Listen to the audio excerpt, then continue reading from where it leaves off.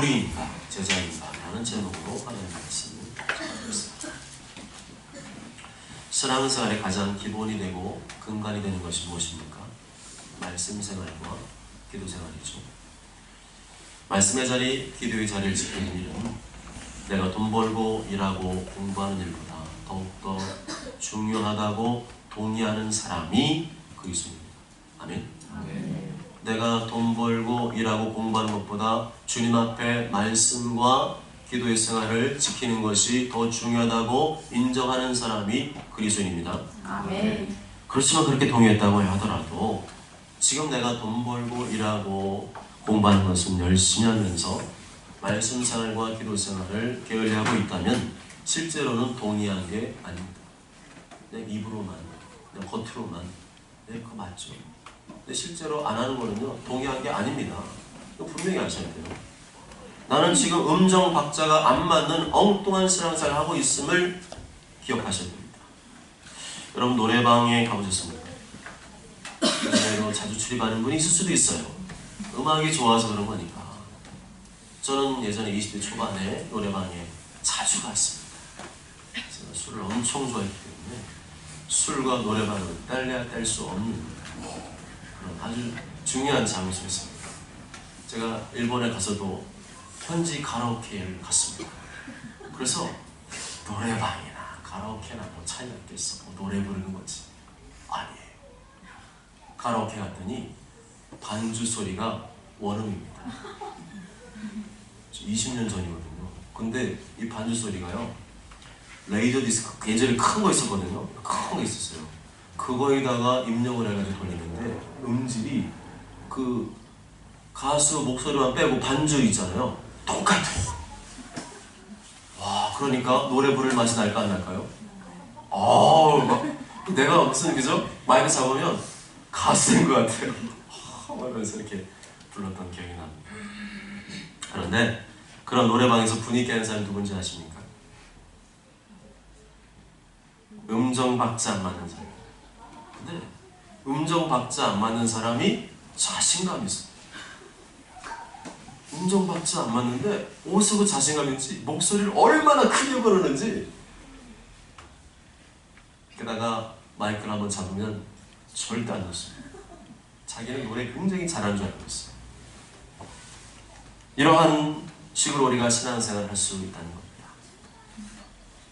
성도라면 말씀과 기도가 중요하다는 것은 알지만 바쁘다는 이유로, 피곤하다는 이유로 기도 생활을 쉬거나 멀리하거나 게을리한다면 음정 박자가 안 맞는 엉뚱한 신앙생활을 하고 있는 것입니다.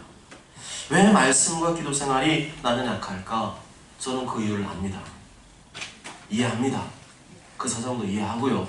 그 말도 이해합니다. 왜 그러는지도 알아요. 그렇지만 엄연히 말하면 실제로는 말씀과 기도를 중요하다고 여기지는 않는 겁니다. 지금 뭔가 신앙생활에 오류가 있어요. 오류가 있는데 오류가 있다고 본인 스스로만 모를 뿐이죠. 실제로 하는 것, 실제로 하고 있는 것이 내가 중요하다고 여기고 있는 것입니다. 내가 알고 있는 게 중요하게 여기고 있는 것이 아니라 내가 실제로 하고 있는 것이 중요하게 여기고 있는 것입니다. 예수님께서 오늘 우리에게 당신이 중요하게 여기시는 것을 본을 보이며 보여주셨습니다. 12절 말씀 다 같이 읽어보실까요? 12절 시작. 이내 예수께서 기도하시며 산으로 가사 밤이 새도록 하나님께 기도하시고 아멘. 예수님은 피곤하셨습니다. 분주하셨습니다. 날마다 하나님 말씀을 가르치시고 병든 자를 고치시고 귀신을 쫓아내시고, 그런데 그게 어쩌다 한번 몇 사람 오는 게 아니라 하루 종일 예수님 뒤를 보면 수많은 구름대 같은 사람들이 몰려와서 예수님 한 번만 나 고쳐주세요 하는 사람들이 완전 시장바닥이었어요. 얼마나 예수님이 바쁘고 분주하고 힘드셨을까요? 식사할 겨를도 없었습니다. 그렇지만 그렇게 바쁘고 피곤한 중에도 예수님이 한 가지는 놓치지 않았습니다. 그게 뭘까요? 기도는 놓치지 않았어요. 예수님 기도하라고 해놓고 안 하신 분이 아닙니다. 기도 시리즈, 기도는 왜 중요한가? 기도는 어떻게 하는가? 시리즈로 명강의 10번 딱 한 다음에 기도 안 하는 그런 분이 아니셨습니다. 기도가 다른 어떤 사역이나 일보다 얼마나 중요한지를 보여주셨습니다. 뭘 말해줍니까? 기도 안 하면 안 된다는 거예요. 누군가를 사랑한다고 하면서 대화하지 않는다? 사랑 안 하는 거예요. 하나님 사랑한다고 하면서 기도하지 않는다? 사랑하지 않는 거예요. 하나님을 사랑하는 사람은 주님을 가까이 하고 주님께 기도하고 싶은 마음이 생기는 줄 믿습니다. 아멘. 기도가 얼마나 중요한지를 다른 사람들에게 알려주는 방법이 무엇일까요? 우리 사랑하는 자녀들에게 기도는 너무나 중요해. 기도는 반드시 해야 돼. 그것을 알려주는 가장 확실한 방법이 무엇일까요? 내가 엄청 바쁘고 분주해. 내가 엄청 바쁘고 분주해서 시간이 안 날 때 50일적 특별기도에 나오는 거예요. 내가 엄청 바쁘고 분주해서 도저히 시간이 안 나는데 새벽에 나와서 기도하는 모습을 보여주는 거예요. 그 모습을 본 자녀들은 무슨 생각이 들까요? 기도는 중요하구나. 우리 엄마, 우리 아빠, 내가 봐도 진짜 바쁘고 분주한데 저분들은 그런 중에도 반드시 기도하는구나. 신앙생활에서 기도는 너무너무 중요합니다. 아멘. 아멘. 기도가 무엇이고 말씀이 무엇이고 그에 대해서 아는 것 중요합니다. 그렇지만 그보다 더 중요한 것은 실제로 기도의 무릎을 꿇는 것이고 시간을 내어서 말씀을 묵상하는 것입니다. 그러면 그 모습을 보고 믿음 없는 사람들이, 믿음 약한 가족들이, 믿음 약한 자녀들이 말씀과 기도는 너무너무 중요한가 보다. 저렇게 열심히 거기에 목매이시는 거 보니까 말씀과 기도 생활 포기하는 신앙생활도 끝장나는가 보다. 생각해 보십시오. 영혼 없는 육체, 영혼이 떠나간 육체 보셨습니까? 영혼이 떠나간 육체가 뭡니까? 장례장 가면 많이 있잖아요. 시체예요, 시체. 몸은 몸인데 몸은 몸이잖아요. 그런데 영혼이 떠나가면 그건 더 이상 사람이라고 안 해요. 죽은 시체입니다. 마찬가지로 행함이 없는 믿음, 행함이 떠나간 믿음, 그것도 뭐라는 거예요? 죽은 시체가 같다. 저 사람이 알기는 되게 잘하는데 행하지 않는다. 행함이 없다. 죽은 시체입니다. 그래서 머리로만 아는 믿음은 죽은 믿음입니다. 죽은 믿음으로는 주를 위해서 아무것도 할 수 없고 죽은 믿음으로는 구원에 도달할 수도 없습니다. 믿음이 인도라 하고 행함이 없으면 그 믿음이 능히 자기를 구원하겠느냐. 야고보 3장 14절 말씀이죠. 예수님을 진심으로 믿으면 누구나 구원받습니다. 아멘. 아멘. 예수님 믿는 방법 외에는 구원받을 길이 없습니다. 그런데 예수님을 믿는 사람이 자기 마음대로 산다, 자기 하고 싶은 대로 산다, 그거는 자기 스스로 믿음을 포기합니다. 구원받기를 거부한 겁니다. 피켓 들고 나 구원받고 싶지 않아요 하고 데모하고 있는 거예요. 행함이 없는 믿음은 그 자체가 죽은 것이라고 야고보서 2장 17절에서 말씀합니다. 죽은 시체 같은 믿음으로 구원받겠습니까? 죽은 시체가 뭘 할 수 있겠어요? 중요한 것은 예수님 믿으면 누구나 구원받지만 그것은 불변하는 진리이지만 그 믿음이 어떤 종류의 믿음이냐는 것입니다. 살아있는 믿음이냐, 죽어있는 믿음이냐, 행하는 믿음이냐, 아니면 불순종하는 믿음이냐, 그 믿음의 종류에 따라서 갈라진다는 겁니다. 살아있는 믿음인데 기도 안 한다. 죽은 거죠. 살아있는 믿음인데 순종 안 한다. 죽은 거죠. 거짓말이에요. 죽어있는 겁니다. 병들어 있는 겁니다. 죽어있으니까 알긴 알아도 할 능력도 없고 힘도 없고 아무것도 못하고 아무것도 안 하는 겁니다. 아직까지 나의 죄를 위해서 피 흘려 죽으신 예수님이 안 믿어주는 분이 계시다면 예수님을 진심으로 믿게 해달라고 기도하면 될 것이고, 예수님을 진심으로 내가 믿고 영접했다면 그 이후의 삶은 어떤 믿음이 됩니까? 살아있는 믿음이 될 줄 믿습니다. 행함과 순종이 있는 사람은 살아있는 믿음이고 그게 없는 사람은 죽은 거라는 거예요. 이건 제 말이 아니고 성경의 말씀입니다. 살아있는 믿음, 행하는 믿음만이 하나님께서 인정하시는 진짜 믿음입니다. 한 가지 믿음만 알면 영원히 낭패를 볼 수가 있어요. 예수님 나 믿어. 그것만 알고 있다? 영원한 낭패를 볼 수 있습니다. 성경은 두 가지를 다 말하고 있습니다. 예수님 믿으면 구원받고 구원받는 믿음은 행하는 믿음이다. 예수님께서 이 땅에 다시 오실 때 어떻게 구원을 평가하실까요? 시험지 문제 나눠주면서 풀어보라고 할까요? 성경 지식 많이 하는 사람은 구원받고 성경 지식 잘 모르는 사람은 구원 못 받고 그럴까요? 이란 신천지에 가면 맨날 시험 본다고 합니다. 막 교리 있잖아요. 이제는 신천지 교리를 갖다가 막 쇠를 시켜가지고요. 달달달 외우게 해가지고 매주마다 뭐 하는 줄 아세요? 시험 문제지. 그래서 이상한 일이 벌어지고 있어요. 거기 어르신들은 신천지에 못 다니고 머리 팽팽 잘 돌아가는 사람만 이제 거기에 자꾸만 몰린다는 거예요. 그러면 머리 나쁘고 공부 못하는 사람은 구원도 못 받는 거네요. 황당한 일이죠. 머리가 좋든 나쁘든 잘생겼든 못생겼든 잘났건 못났건 예수님이 이 땅에 오실 때 다시 평가하는 기준은 우리의 지식이나 우리의 알미 아니라 우리의 행함인 줄 믿습니다. 아멘. 행한 대로 갚아주리라. 아멘. 마태복음 16장 21절에 인자가 아버지의 영광으로 그 천사들과 함께 오리니 그때 각 사람이 행한 대로 갚으리라.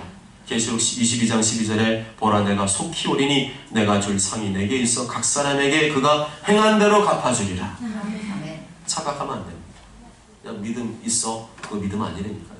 진짜로 행하는 믿음이어야 하나님께서 인정해 주시는 믿음이라는 겁니다.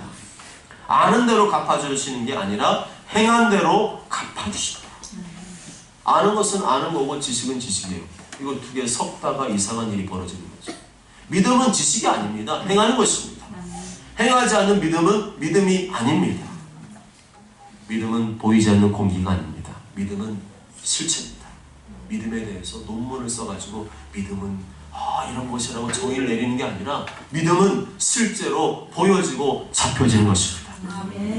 중요하다고 여기는 것이 중요한 것이 아니라 실제로 행하고 실천하고 있는 것만이 실제로 내가 중요하게 여기고 있는 겁니다. 그리고 그렇게 사는 사람의 믿음이 진짜 믿음의 사람인 거죠.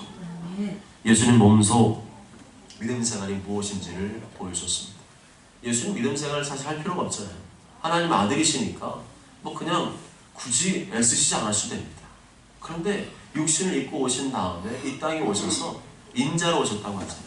인자는 참 사람입니다. 하나님이 원래 원하시는 그 죄가 없는 흠이 없는 정말 하나님이 원하시는 참 사람, 그 인자로 오셔서 뭘 보여줬습니까? 인간의 삶은 이라는 것이다. 인간은 이렇게 살아야 된다. 그것을 보여줬습니다. 그 첫 번째가 무엇이었습니까? 기도였습니다. 날마다 새벽에 일어나 기도하셨어요. 때로는 밤이 새도록 기도하셨습니다. 지치고 고난 육체를 굴복시키며 하나님 아버지께 철야하며 기도하셨습니다. 매일 철야하신 것은 아니겠죠. 그렇지만 오늘 말씀 보면 중요한 일을 결정할 때는 예수님이 아무리 피곤하고 바쁘고 힘들어도 나를 세면서 하나님 아버지 앞에 기도했음을 알 수가 있습니다. 중요한 일을 앞두고 그냥 결정하는 법이 없었다는 거죠. 무슨 말입니까? 충분히 기도한 후에 아니면 하나님께 밤이 새도록 철야로 기도한 후에 결정하라는 겁니다. 속으로 예수님 나는 나 하지 말라는 거죠. 예수님 보여준 것은 우리도 하라는 겁니다. 예수님도 우리가 못하면 우리는 더 해야 돼요. 아멘. 예수님 성경에 한두 번 철야 기도가 나왔으면 우리는요 그게 아니라 더 많이 해야 될 사람들이에요. 우리 부족하잖아요. 우리 힘을 안 되는 게 많잖아요. 그러면 더 주님 앞에 우리 기도해야 되지 않겠습니까? 예수님께서 보여주신 것은 우리대로 하라는 겁니다. 나도 그렇게 하라는 거예요. 맨날 철야하면은 빨리 가니까 안 되고 철야할 때는 철야해야 됩니다. 철야할 때는 철야해야 돼요. 난 죽어도 못하겠다. 죽는 수가 있어요. 철야 기도하면 살고 철야 기도 안 하면 죽는데 철야 기도 안 한다? 그러면 죽기로 작정한 거 똑같은 거죠. 예수님 무슨 일로 철야하셨나요? 사람을 택하는 문제로 철야하셨습니다. 아무나 세우면 안 된다는 거죠. 아무나 시켜도 안 된다는 겁니다. 사람의 중심이 어떠한지 우리는 아무도 모르기 때문에 하나님께 결제를 맡아야 됩니다. 일하는 것도 힘들지만 진짜 힘든 거는 사람 때문에 힘듭니다. 일이야 그냥 하면 되잖아요. 기능적으로 내가 열심히 하고 부지런히 하면 되지만 사람이 자꾸 고춧가루를 뿌리고 일본말로 겐세이를 얹어요. 그러면 그게 막 속이 뒤집히는 거예요. 그래서 중요한 직무를 맡길 때 아무나 세우면 나중에 큰일 납니다. 예수님은 사람 세우는 게 얼마나 중요한지 아시기 때문에 밤새 철야기도 하면서 사람을 세우며 택하셨습니다. 17절에 보면 예수님을 따르는 제자들이 굉장히 많았어요. 그때 예수님의 인기는 하늘을 찔렀기 때문에 예수님 주무시고 깨면은 그 앞에 막 사람들이 막 새벽부터 막 예수님 기도만 마치길 기다리고 있었습니다. 엄청나게 많은 인파가 예수님께 몰려왔고 나도 예수님 따라갈래요 하는 사람들이 무지하게 많았습니다. 그런데 그 중에서도 예수님은 철학기도 하시고 12명만 택하셔서 사도를 삼으셨습니다. 그 중에 12를 택하여 사도라 칭하셨으니 사도란 말은 특정한 사명을 위해서 위임받아서 파견된 사람을 말합니다. 특별히 택하셔서 특별히 그 임무를 수행하도록 파견하신 사람들입니다. 이 사도적인 직무를 수행하려면 일반적인 제자로는 안 된다. 일반적인 헌신, 일반적인 충성으로는 감당 못 한다는 거예요. 남들보다 훨씬 더 헌신하고 충성도가 되는 사람이 세워져야 감당할 수 있다는 겁니다. 교회 나온 지 오래됐다고 세워도 안 돼요.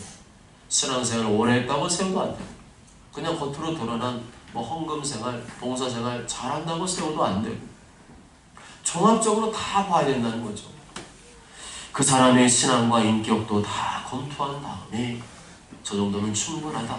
그 다음에 뭐 해야 되는 거예요? 철학에도 들어가서 성령의 감동과 확신이 오는 사람, 하나님이 이 사람이다 말해주는 사람을 세워야 된다는 겁니다. 안 그러면 나중에 그 사람 때문에 어려움을 당합니다. 제가 읽는 책 중에 그분이 목회를 바르게 건강하게 하신 분인데 그분이 10년 동안 목회에 너무 고생을 했대요. 근데 그 엄청나게 고생한 이유가 뭐냐면 사람을 너무 쉽게 세웠다는 거예요. 어떻게 생각했냐면 직분을 주면 이 사람이 잘하겠지. 이 사람 집사 주고 안 집사 주고 권사 주고 장로 세워주면 잘하겠지. 그렇게 그냥 믿음으로 한번 세워보자. 그런데 그 사람 중에서 정말 그 세운 데에 감사해서 충성한 사람은 가뭄에 콩나듯 하고 대부분의 사람들은 전부 다 나중에 아킬레스건이 됐다.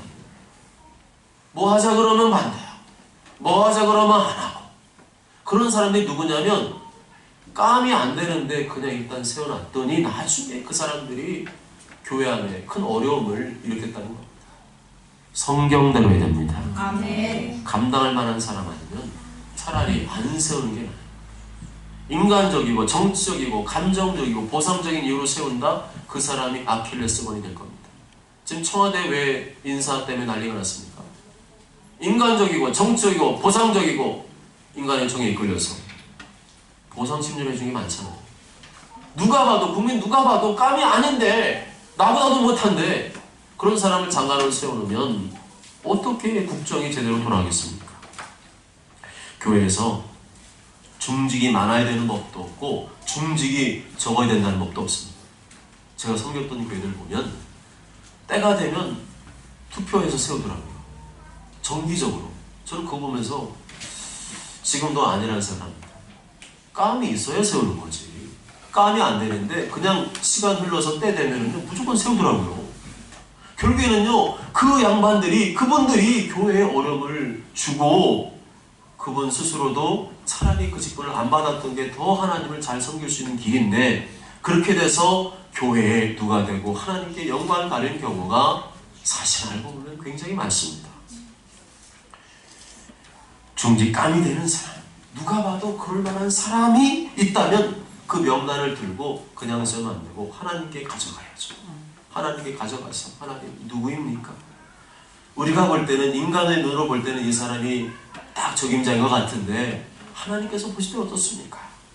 하나님께서 성령의 감동을 주시고 확신을 주시는 그 사람, 그 사람의 이름이 선명하게 마음에 새겨지는 그 사람을 세워야 하나님의 교회가 굳건하게 더 힘있게 세워진 줄 믿습니다. 아멘.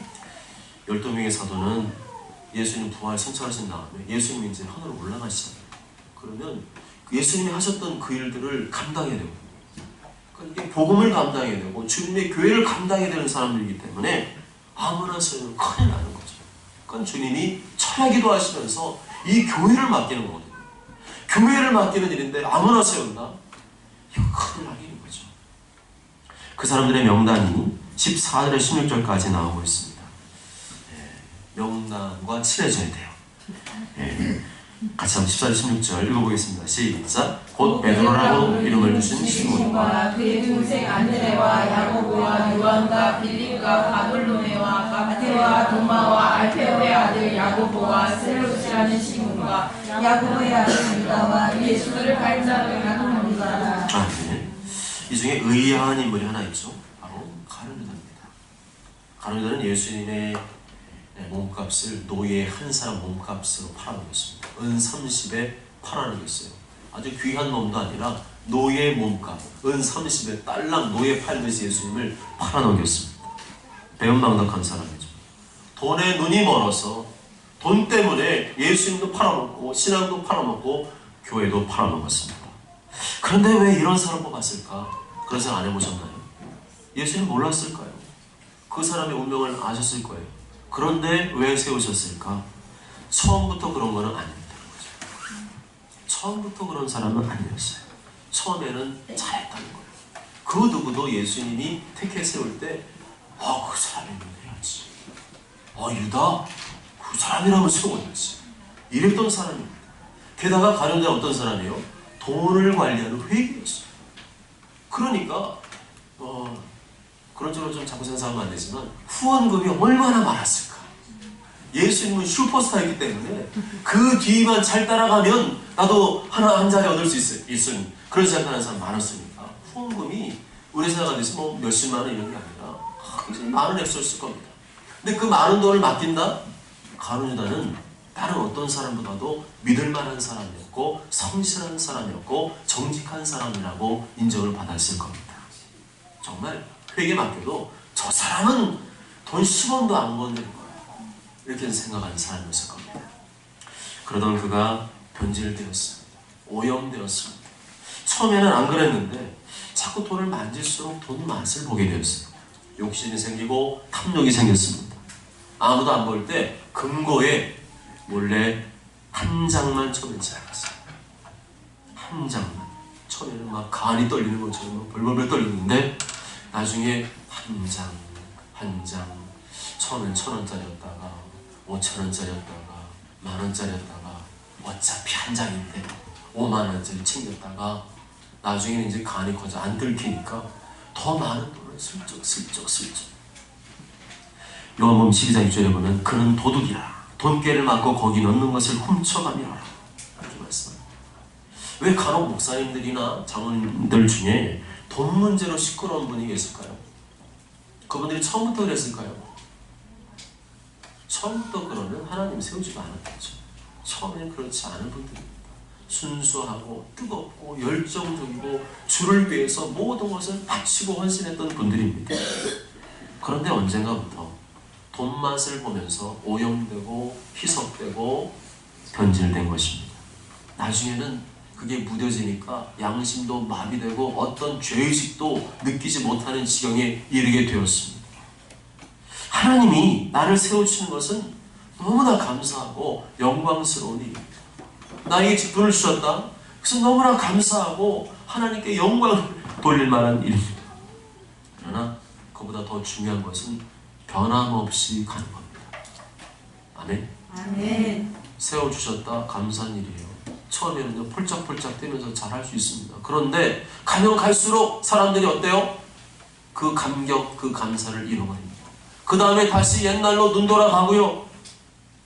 그 다음에 변질되고 오염되고 타락합니다.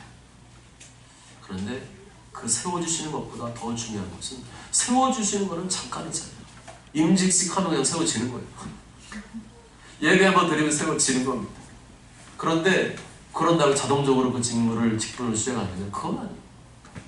끝까지 주님 앞에서 그때 그 마음가짐을 끝까지 가야, 묵묵히 가야 하나님 나라의 영광에 참여하게 된 줄 믿습니다. 아멘. 중간에 변질돼서 타락한 사람, 끝까지 못 간 사람이 가룟유다입니다. 그 사람 천국에 갔을까요? 예수님 팔아먹고 옥면 자살해 죽었잖아요. 못 갔을 겁니다. 하나님 나라는 자유가 있습니다. 자기를 쳐서 복종시키지 못하는 사람, 그런 사람이 죄와 싸워 이길 거예요. 돈 유혹이 왔을 때 이길 수 있을까요? 못 이겨요. 자기와의 날마다 처절한 싸움이 어디서 벌어집니까? 말씀과 기도의 현장에서 벌어지는 겁니다. 아멘. 그런데 말씀과 기도가 안 되면요, 금방 홀랑 넘어간다니까요. 계시록 3장 5절에 이기는 자는 이와 같이 흰옷을 입을 것이요 내가 그 이름을 생명책에서 결코 지우지 아니하고 그 이름을 내 아버지 앞과 그의 천사들 앞에서 시인하리라. 이게 된다는 겁니다. 수많은 유혹과 어려움과 고난과 환난이 우리 예수 믿는 사람들에도 있지만 말씀과 기도로 이길 수 있다는 겁니다. 아멘. 예수님 부르신 사도는 뭐 하는 사람입니까? 예수님 하신 일을 대신하는 거예요. 이제 예수님이 이 땅에 안 계시니까 그 일을 그대로 대신하는 사람들입니다. 17절과 18절 보면 예수님께서 말씀을 가르치셨고 병자를 고쳐주셨고 귀신을 쫓아내고 고쳐주셨습니다. 이 일을 하는 사람이 누구예요? 사도라는 거예요. 예수님 하신 거 그대로 판박이로 하는 사람이 사도입니다. 사도는 말씀을 가르치고 성령의 능력으로 치유하는 사람입니다. 아멘. 그런데 사도가 말씀 안 가르치고 치유만 한다. 사도가 말씀은 가르치는데 치유는 안 한다. 둘 다 잘못된 거죠. 사도는 예수님 하신 그대로 해요. 말씀도 가르치고 복음도 전하고 병든 자를 고치고 귀신을 쫓아내는 그 일을 해야 됩니다. 여기서 말하는 치유, 이것은 상담 치유나 심리 치유를 말하지 않습니다. 성령의 능력으로 치유하는 것을 말합니다. 19절 말씀 한번 보실까요? 19절에 보면 온 무리가 예수를 만지려고 힘쓰니 이는 능력이 예수께로부터 나와서 모든 사람을 낫게 합니다.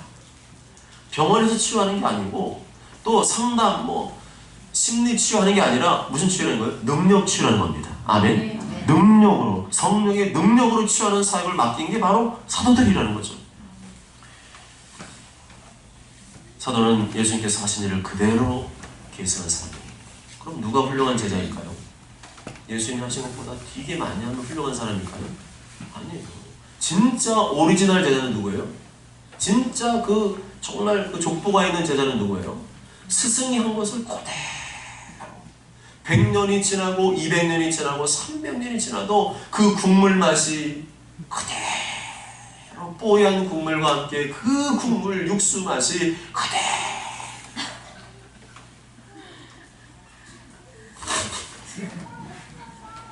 심히 고생 너무 하시는 것 같은데 누가 불성실한 제자냐? 스승이 가르친 대로 안 하는 게 불성실한 제자인 거죠. 만약에 어떤 제자가 아주 유명한 성악가 밑에 들어가서 배웁니다. 그런데 이 제자가 성악은 안 하고 맨날 한복 입고 검은 거를 튀고 있어요. 그럼 그 제자를 가리켜서 훌륭한 제자라고 할 수 있나요? 스승이 그 제자를 너는 훌륭해, 앞으로 나의 제자가 되거라 하겠어요? 누가 훌륭한 사도냐? 예수님이 한 거 그대로 하는 제자입니다. 아멘. 자기 마음대로 안 하고 자기도 얼마나 하고 싶은 게 많겠어요. 근데 자기 마음대로 안 하고 자기 하고 싶은 것만 하는 게 아니라 예수님이 하신 일을 그대로 하는 거, 그게 바로 예수님이 기뻐하시는 원형 제자의 모습입니다. 예수께서는 사도를 세우시고 그들이 기대한 게 무엇일까요? 나와 똑같은 또 다른 예수, 나와 똑같은 능력을 행하고 나와 똑같은 그 하나님의 마음으로 섬기고 또 그 일을 감당하는 자를 원하셨습니다. 그렇게 하는 방법 외에는 하나님 나라는 안 세워진다는 것을 말씀합니다. 이것은 사도들에게만 부여하신 임무는 아닙니다. 모든 믿는 자들에게 부여하신 임무입니다. 너나 할 것 없이 모든 그리스도인이라면 예수님이 하신 일을 나도 해야지만 그게 제자의 모습이죠. 마가복음 16장 17, 18절에 믿는 자들에게 이런 표적이 따르리니 곧 그들이 내 이름으로 귀신을 쫓아내며 새 방언을 말하며 뱀을 집어 올리며 무슨 독을 마실지라도 해를 받지 아니하며 병든 사람에게 손을 얹은 즉 나으리라 하시더라. 교회에서는 목회자가 말씀을 가르치고 또 병을 고치면 되지만 밖에 나가서는 누가 하는 거예요? 성도들이에요. 교회 안에서는 목회자가 말씀을 가르쳐서 훈련시키고 또 질병이 있으면 치유하고, 근데 그거를 이제는 누가 하는 거예요? 그거를 가지고 나가서 밖에 나가서 성도들이 짬을 내어서, 목회자는 전적으로 그 일에 매달려서 하는 거지만 성도들은 할 일 하면서도 짬짬이 시간을 내어서 하나님 말씀을 가르치고 훈련시키고 또 병든 사람이 있으면 고치고 그래서 그 현장에서 하나님 능력을 보여주고 하나님 살아계심을 보여주는 사람 그 사람들이 바로 제자임을 말씀합니다. 강도의 차이, 정도의 차이는 있지만 목회자든 성도든 동일하게 다 예수님의 제자입니다. 아멘. 모든 그리스도인은 예수님의 제자로서 예수님께서 행하신 사역을 계승해야 될 의무가 있고 또한 그렇게 하나님 나라를 세워나가고 확장시켜야 될 의무와 책임이 있습니다. 그러면 말씀만 가르치고 치유의 능력만 잘하면 되느냐? 그건 아닙니다. 일은 잘하는데 개도 같은 사람이 있어요. 일은 되게 잘하는데 아쉬워서 능력이 되니까 참 가서 명의들을 보면요 아주 비인격적이에요. 아주 잘 고치는 사람들 한 방에 딱 맞춘 사람 보면 가면은 바로 반말해. 오늘? 그래서 그래? 친구 너 나봐. 이게 명의들은요 이 능력은 되는데 인간성이 좀 별로예요. 예수님 믿는 사람도 이 능력이 나타나고 막 은사 나타나는데 그 성품이나 이 하는 모양들이 막 개떡 같으면요 사람들이 붙을까요 안 붙을까요? 안 붙어요. 너나 혼자 다 해먹어라 그러죠. 이게 주님 보시기에 합당한 예수님 닮은 성품이 같이 묻어나오면서 능력이 나타나야 예수님 나타나는 거지. 막 능력 같은데 막 괴물이 나타나고 마귀가 나타나고 그러면 누가 그 사람에게 붙어서 같이 가고 싶겠습니까? 그게 아니라는 게 20절에 26절의 말씀입니다. 예수님 믿는 사람은 매력이 있어야 돼요. 그 매력은 식스팩 아니면 막 요염한 이런 육적인 매력 그런 게 아니고요. 세상과 다른 매력, 세상이 볼 수 없는 매력을 말합니다. 자기들이 함께 하기는 좀 그렇지만 무시하거나 거부할 수는 없는 매력을 말합니다. 그 매력이 무엇일까요? 20절에 보면 너희 가난한 자는 복이 있나니 하나님의 나라가 너희 것이니라. 가난하다 그 말은 문자 그대로 내게 능력이 없어서 누군가를 의지하지 않으면 내가 먹고 살 수 없다는 걸 말하죠. 그런데 여기서는 그걸 말하는 게 아닙니다. 영적으로 볼 때 가난함이란 하나님을 경외하는 사람입니다. 하나님께 굶주려 있는 사람, 하나님께 목말라 있는 사람, 그 사람이 이 가난한 자다 말씀하죠. 세상에 그 어떤 것보다 하나님을 원하고 하나님을 구하는 사람이 가난한 신앙을 가진 사람입니다. 그 사람에게 어떤 복을 준다고 말씀합니까? 하나님의 나라를 주시겠다. 그렇다면 반대로 예수를 믿는다고 하면서 온통 세상적이고 물질적인 것에 굶주려 있다면 하나님 그 사람에게 하나님 나라를 주시겠다는 겁니까? 안 주시겠다는 겁니까? 안 주시겠다. 네가 원하는 대로 주겠다. 너는 하나님 나라 원하지 않았잖아. 그러니까 넌 못 줘. 그게 하나님 앞에서 받을 성도들의 심판이에요. 성도들에게도 심판이 있다는 거예요. 넌 이 땅에서 뭘 구하며 살았느냐? 그걸 측정하신다는 거죠. 너는 이 땅 동안에 세상 것이나 밝히고 세상 것 따라하고 세상 것 되게 좋아했잖아. 너는 하나님 나라 한 번도 원한 적 없어. 네가 원한 대로 가라. 그러면 끝나는 거예요. 그 가난한 심령의 연장선상에서 말씀하신 것이 21절에 나오는 굶주림과 울음입니다. 누가 올 수 있을까요? 굶주린 사람이 옵니다. 굶주린 사람이 누굽니까? 우는 자입니다. 지금 줄인 자는 복이 있나니 너희가 배부름을 얻을 것이요 지금 우는 자는 복이 있나니 너희가 웃을 것입니다. 마음이 가난한 사람의 특징이 뭐냐? 이 땅에 사는 동안에 항상 굶주려 있는 사람처럼 우는 사람처럼 하나님의 나라를 구하는 사람이라는 겁니다. 예수님이 이 땅에 재림하기 전까지 이 땅에 하나님 나라가 온전히 세워질까요? 안 세워질까요? 안 세워져요. 인간이 아무리 발버둥치 노력해도 인간의 힘으로는 하나님 나라가 이 땅에 온전히 세워지지 않습니다. 그런데 하나님 나라를 간절히 사모하고 구하는 사람이 죽을 때까지 그렇게 하나님 나라가 이 땅에 이루어지길 바라고 그렇게 애쓰고 헌신해도 안 이루어집니다. 그럼 일평생 동안 그 사람 어떤 모습 살아갈까요? 날마다 굶주립니다. 하나님 나라 이 땅에 이루어지길. 주여 이 땅에 이런 폐역한 일들이 왜 생깁니까? 주여 이런 죄악들이 왜 생깁니까? 하나님 나라가 세워져야 되는데 왜 하나님 나라 안 세워집니까? 내가 한 영혼 구원해야 되는데 왜 이렇게 난 전도를 못합니까?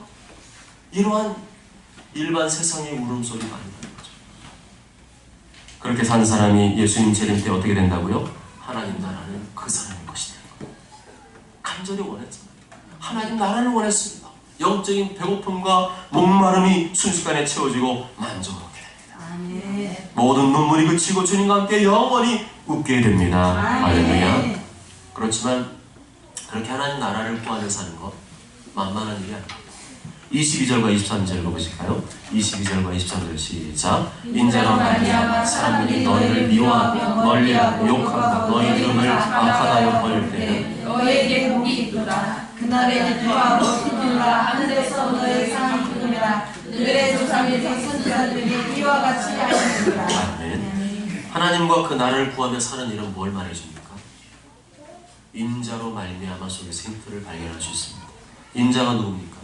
죄가 없으신 참 사람, 죄를 지을 수 없는 참 사람, 바로 하나님의 아들 예수 그리스도를 말합니다. 그러면 인자로 말미암아라는 말은 예수님 때문에, 예수님 때문에 예수님의 제자로 살다가 생기는 일들을 말합니다. 예수님 마음 중심에 모시고 예수님 사랑하고 예수님의 살다 보면 반드시 어려움과 신앙적인 어려움과 고난에 부딪히게 되는 일이 생긴다는 것이죠. 내가 예수님 믿지 않았다면, 내가 예수님 제자답게 살지 않았다면 당하게 되는 억울한 아픔과 고통이 있다는 것입니다. 나 예수님 믿고 사는데 나는 아무런 불편함이 없다. 나는 한 번도 믿음 때문에 예수님 때문에 고난받은 적이 없다. 불가능합니다. 그렇다면 예수님 말씀 이걸 빼야 되겠죠. 그렇지 않다는 거예요. 진짜 예수님 제자로 살아가면, 예수님의 제자로 살기 위해서 몸부림치면 반드시 신앙적인 어려움과 고난을 겪을 수밖에 없다는 것을 말씀해 줍니다. 그것은 내가 예수님 제자로 살고 있지 않은 거예요. 사람들이 아니면 포기한 거예요. 쟤는 교회 다니는 애 같지 않고, 쟤는 막 나가. 아니 내버려 두는 거예요. 쟤는 아니야. 그러니까 아무 일이 안 생기는 겁니다. 근데 그런 사람은 행복한 사람이 아니라 불행한 사람이에요. 예수님 제대로 믿고 섬기면 너희를 미워하는 일이 생길 것이고, 멀리하는 일이 생길 것이고, 욕하는 일이 생길 것이고, 악하는 일이 생길 것이고, 배신하고 버린 일까지 생길 수 있다는 것입니다. 그럴 때 어떻게 하라고 되어 있어요? 그날에 기뻐하고 뛰놀라. 신앙생활이 힘들다. 예수님 제자로 살아가는 거 너무 벅차다. 포기할까? 그렇게 생각하지 말고 어떻게 하라고요? 기뻐하고 뛰놀라. 뛰놀라는 말은 원어로 보면요, 깡총깡총. 내가 예수님 때문에 고난당한다. 그럼 어떻게 하라고요? 깡총깡총 망치춤을 추면서 기뻐하고 뛰놀라는 것이 하나님의 뜻입니다. 하늘에서 너희 상이 큽니다. 예수를 믿는다고 당하는 고난, 내가 교회 다닌다고 당하는 고난, 하늘에서 무엇으로 바뀐다고요? 상으로 바뀝니다. 상으로 바뀝니다. 그걸 보라는 거예요. 지금 당하는, 예수님 때문에 당하는 고난, 지금 당하는 신앙 때문에 당하는 고난, 그걸 보지 말고 그것 때문에 저 하나님 나라에 갔을 때 알게 될 그 상을 보라는 겁니다. 그럼 어떻게 돼요? 기뻐서 깡총 상 받았네. 예수님 때문에 나 욕먹었네. 나 침뱉음 받았는데 이건 로얄 제리로 바꿀 줄 믿습니다. 그 상은 이 땅의 상과 비교할 수 없습니다. 영원히 썩지 않고 영원토록 빛나는 영원한 눈부신 상입니다. 그러나 예수님 믿으면서 개떡같이 살고 욕심 부리며 살고 못된 짓 다 하고 살고 그렇게 당하는 고난과 어려움은 하늘의 상급과 아무 상관이 없어요. 그건 자기 책임이에요. 자기 잘못입니다. 하나님의 뜻대로 살다가 당하는 고난, 예수님 전하다가 당하는 고난, 예수님 믿기 때문에 당하는 고난만이 하나님 나라에서 영원한 상급으로 바뀔 줄 믿습니다. 아멘.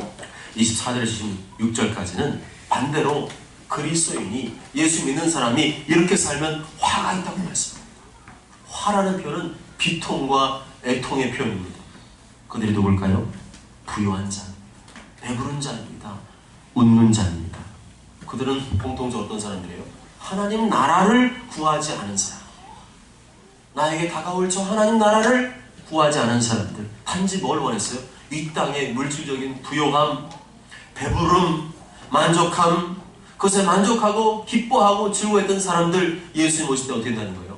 그게 슬픔으로 바뀌고 애통함으로 바뀌고 가난하고 헐벗은 자기의 모습을 그때서야 보게 된다는 겁니다. 그들은 예수 믿는 사람으로 인정받지 못할 겁니다. 하나님 나라에 관심은 없고 세상적인 물질적인 유익과 만족만을 원했기 때문에 다시 말하면 그들의 믿음은 거짓되고 위선된 믿음이었기 때문에 하나님 나라에 들어갈 수 없을 것입니다.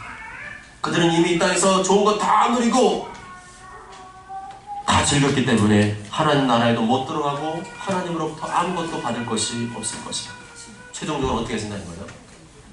예수님의 제자의 자격을 박탈시키고 사랑하는 여러분, 예수님 우리를 당신의 제자로 부르셨습니다.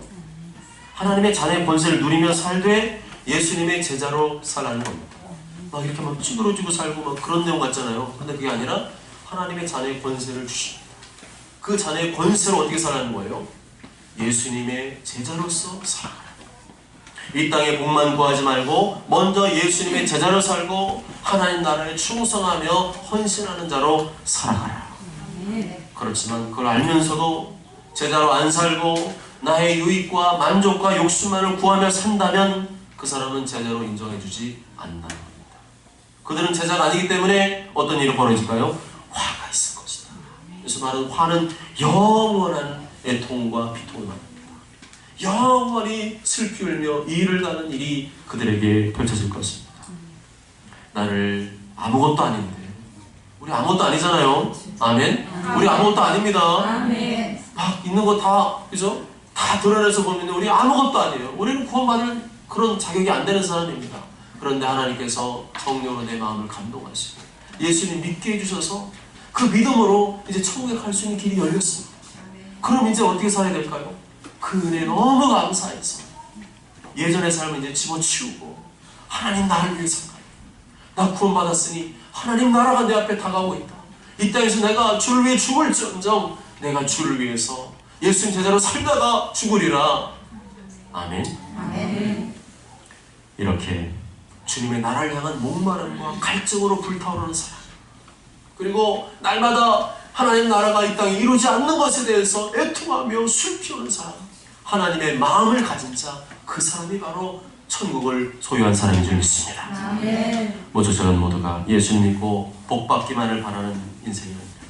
하나님과 그 나라를 위해서 예수님 때문에 당하는 고난과 역경 앞에서도 담대히 믿음으로 이겨내심으로 장차 하나님 나라를 소유하고 누리는 주역들이 되시길 주님의 이름으로 축복합니다. 아멘.